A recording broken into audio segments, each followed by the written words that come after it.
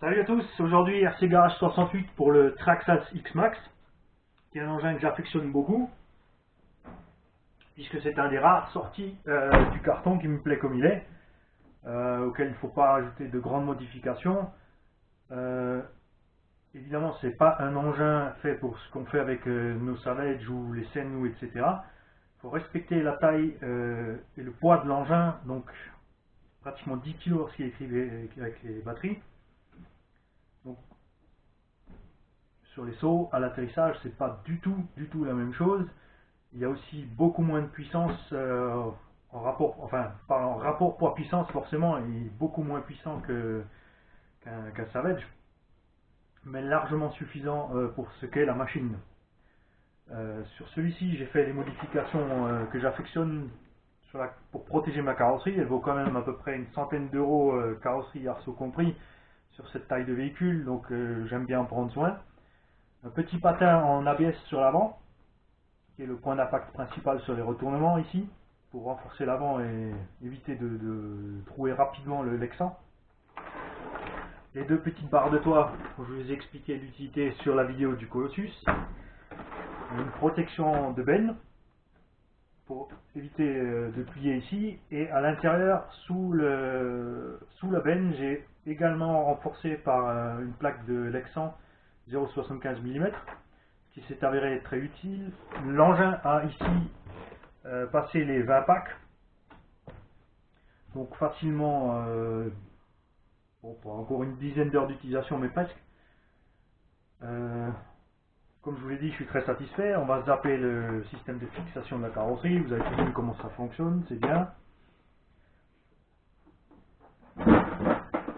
J'ai rajouté sur celui-ci aussi une unité de son ESS-TT qui produit 85 décibels, entièrement programmable par PC. Donc vous pouvez changer, vous pouvez passer du moteur diesel au V8, au 6 cylindres, au 4 cylindres, en turbo, en atmosphérique, en compressé, tout ce que vous voulez. On peut paramétrer la vitesse à laquelle le système de son progresse par rapport à l'accélération du véhicule.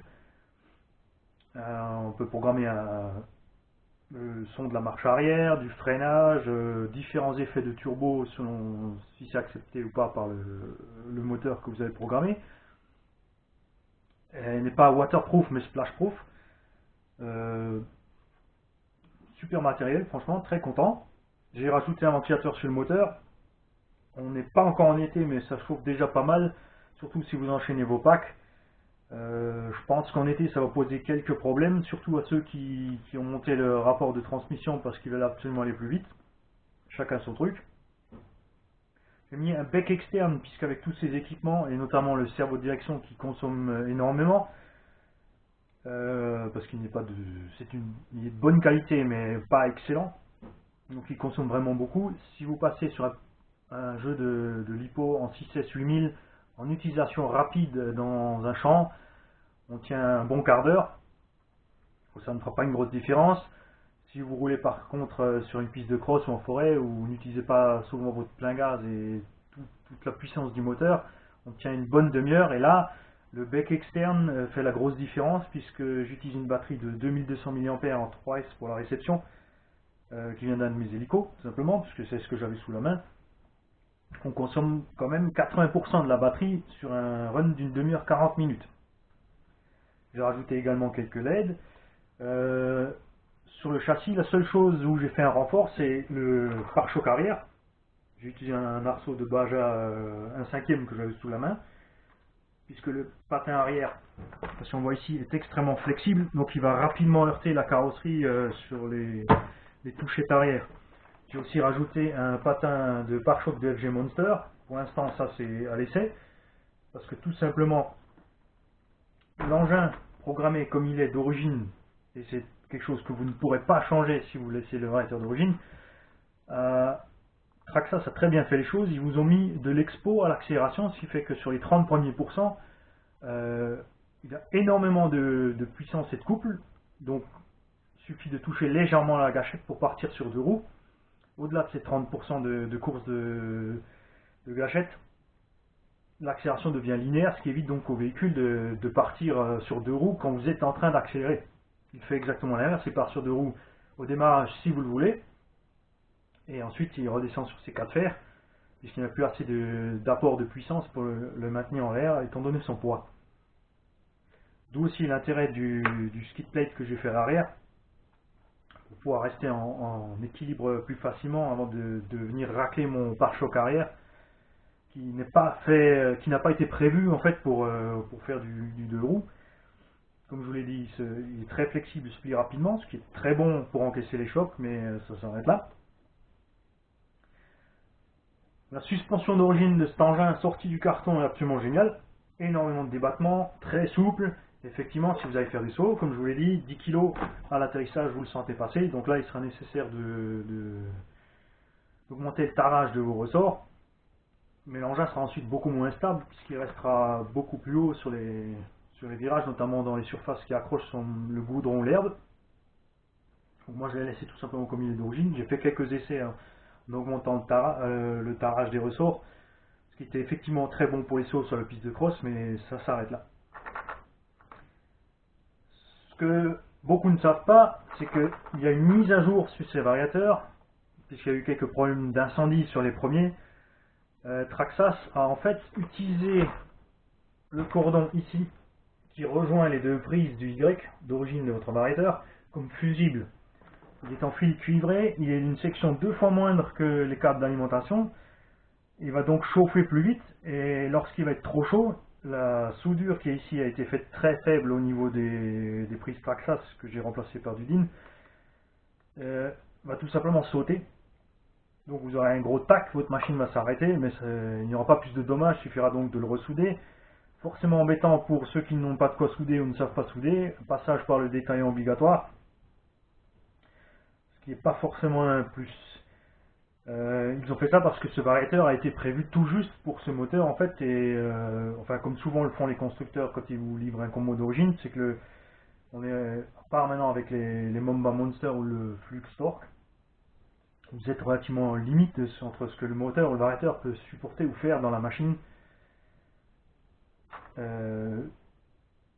Voilà. Donc je vais vous faire une petite démonstration du système de son. Je vais débrancher le moteur pour éviter forcément de catapulter ma machine de mon établi. Donc accu de réception séparé que je fixe ici à l'arrière dans mon engin. Je vais juste le poser rapidement dedans pour vous faire la démonstration. Allumer la radio.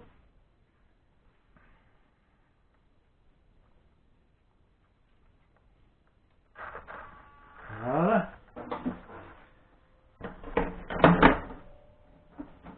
Et vous allez voir que c'est assez sympathique. J'espère qu'on va pouvoir bien l'entendre sur le son.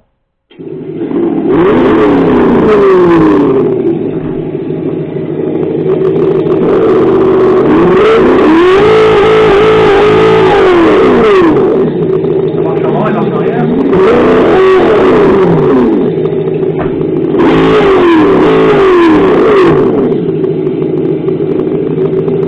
Moi personnellement ça m'amuse comme un gamin. J'adore ça, c'est génial.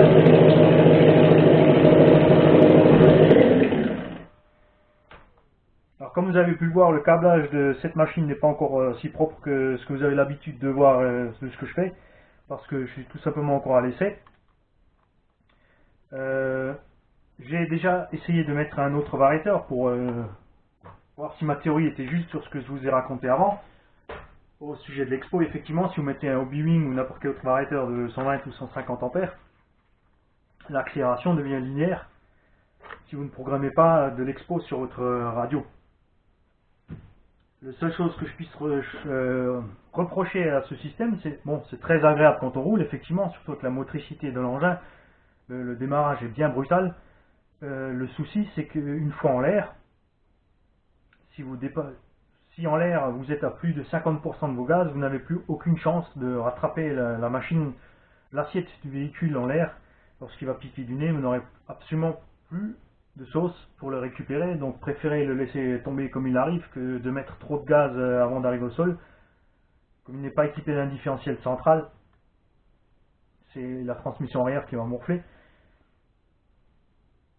à ce sujet, je n'ai encore eu aucun problème. Donc comme dit, 20 packs, donc plein gaz dans les champs, tout terrain, des sauts, du crawling, tout ce que vous voulez. Donc j'ai encore absolument rien cassé sur cette machine. Comme vous avez vu sur les vidéos du Seine, je suis pas trop du genre à économiser mes engins, j'y vais.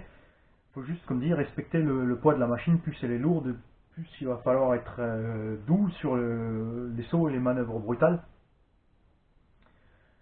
Donc, comme dit, je suis vraiment très content de cette machine. Je vais essayer de rapidement vous faire une vidéo par exemple, justement sur la piste de cross en question pour vous montrer ce qu'on peut faire avec cet engin. L'utilité, pour ceux qui en doutent, d'une machine d'une entretaille, en fait, c'est simple. Le 1/5 c'est bien, mais c'est très gros, c'est très lourd, donc en brushless, minimum, moi je dis toujours pour qu'un engin fonctionne parfaitement bien, il faudrait 1 S au kilo. Donc ici déjà on est à quasiment 10 kg lorsque vous embarquez des batteries en 8000 mAh. On est en 6S, c'est déjà un peu limite. C'est agréable puisque l'engin a beaucoup de motricité, donc ils ont bien fait les choses pour pas trop que ça se ressente. Elle est aussi très bien équilibrée, donc pareil pour les sauts ou les mouvements de terrain. Le débattement est absolument énorme, vous voyez ici. La hauteur de caisse au centre, puisqu'ils ont reproduit les châssis pris les principes du châssis du Slash première génération. Donc la hauteur de caisse au centre est plus haute que sous les ponts, ce qui permet de passer vraiment des grosses marches, monter des escaliers, etc. Il n'y a pas besoin de terrain pour rouler avec cet engin, n'importe quel champ labouré ou non, vous pouvez passer dans n'importe quel champ, même en herbe haute, en forêt. Vous n'avez aucun problème de ce que vous pouvez avoir, surtout avec du 1/10 par exemple. Beaucoup de gens achètent du 1/10, c'est bien le 1/10, mais un monster truck en 1/10, si vous n'avez pas de pelouse tondue, il va dès lors un gros problème. C'est moins le cas en 1/8, mais moi je suis franchement fan de cette échelle, ça me va très bien. C'est beaucoup moins lourd et plus maniable qu'un 1/5. C'est plus pratique à transporter aussi. C'est quand même un cran plus solide encore que le 1/8. Tout ce qui manque donc c'est la pêche et la brutalité du 1/8 qui pour moi reste quand même l'échelle idéale, rapport poids puissance solidité budget. Les choses vont peut-être évoluer avec les nouvelles technologies, donc avec le brushless, les nouvelles lipos qui vont arriver, qui ont beaucoup plus de capacité et nettement moins lourdes. Donc voilà, à bientôt pour une vidéo de cette machine en action. N'hésitez pas à laisser vos commentaires. Merci, à bientôt.